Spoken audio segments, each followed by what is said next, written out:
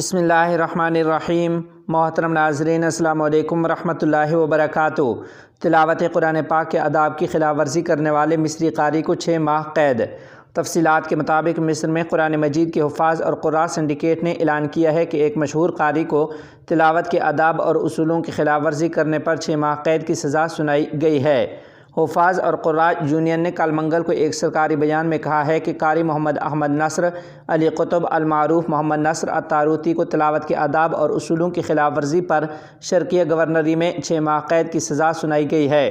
بیان میں مزید کہا گیا ہے کہ قرآن پاک کی تلاوت کے اصولوں کی خلاف ورزی کرنے والے کسی بھی قاری کو سخت سزا دی جائے گی۔ یہ سزا یونین کی طرف سے ایک مشہور قاری کو قرآن کریم کی تلاوت کے دوران رقص کرنے کی ویڈیو سامنے آنے کے بعد دی گئی ہے۔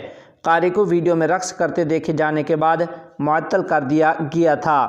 سوشل میڈیا صارفین نے قرآن پاک کے وقار اور تقدس سے متصادم انداز میں سورہ الشورى کی آیات کی تلاوت کرتے ہوئے رقص کرنے والے قاری کی اس حرکت پر سخت برہمی کا اظہار کرتے ہوئے ان کے خلاف قانونی کارروائی کا مطالبہ کیا تھا۔ کے لیے ہم الزجاجہ ٹی وی آفیشیل کے ڈائریکٹر حافظ عزیز احمد کے نہایت ہی شکر گزار ہیں۔